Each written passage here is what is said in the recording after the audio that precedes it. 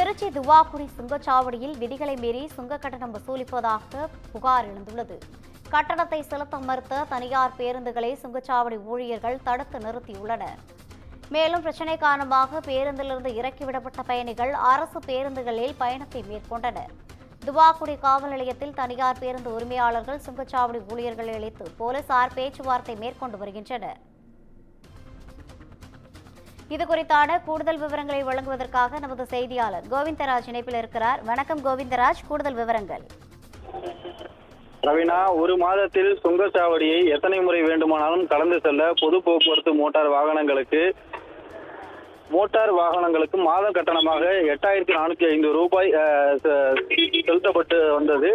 April 1ஆம் தேதி முதல் சுங்கச்சாவடிகளை 50 முறை கடப்பதற்கு 10,190 ரூபாய் வசூல் செய்யப்படும் என இந்திய தேசிய நெடுஞ்சாலை ஆணையம் அறிவித்திருந்தது.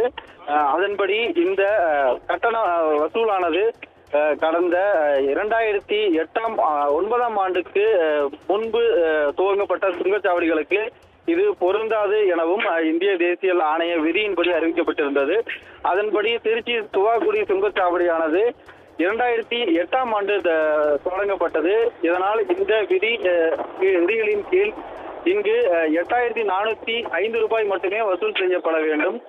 ஆனால் ஒரு முறை 3 விழுக்காடு வரை கட்டணத்தை உயர்த்தி கொள்ளலாம். இந்நிலையில் திருச்சி துவாக்குடி சுங்கச்சாவடி ஊழியர்கள் விதிகளை மீறி தனியார் பேருந்து உரிமையாளரிடம் சுங்க கட்டணம் கேட்டு நோட்டீஸ் அனுப்பியுள்ளனர். இது தொடர்பாக தனியார் பேருந்து உரிமையாளர்கள் கட்டணம் செலுத்த மறுத்து திருச்சி மாவட்ட ஆட்சியர் பிரதீப் குமாருடன் சமரச பேச்சுவார்த்தையில் ஈடுபட்டு ஒரு வருடத்திற்கான கட்டணம் 10,190 ரூபாய் செலுத்திவிட்டு, அதாவது ஒரு மாதத்திற்கு எத்தனை முறை வேண்டுமானாலும் பயன்படுத்திக் கொள்ளலாம் என அனுமதி வழங்கப்பட்டது. அந்த விதியின் கீழ் தனியார் பேருந்து ஓட்டுநர்கள் அந்த வாகனத்தை இயக்கி வந்தனர். இந்நிலையில் இன்றுடன் அந்த பேச்சுவார்த்தையின் அடிப்படையில் விதிக்கப்பட்ட அவகாசம் நிறைவடைந்துள்ள நிலையில் இன்று அப்பகுதிக்கு வந்த தனியார் பேருந்துகளை சுங்கச்சாவடி ஊழியர்கள் தடுத்து நிறுத்தியதாக கூறப்படுகிறது. இதனால் பேருந்துகளில் இருந்து இறக்கிவிடப்பட்ட பயணிகள் அரசு பேருந்துகளில் பயணித்தனர். துவாக்குடி காவல் நிலைய தனியார் பேருந்து உரிமையாளர்களையும் அழைத்து சுங்கச்சாவடி ஊழியர்களையும் அழைத்து பேச்சுவார்த்தையில் ஈடுபட்டனர்.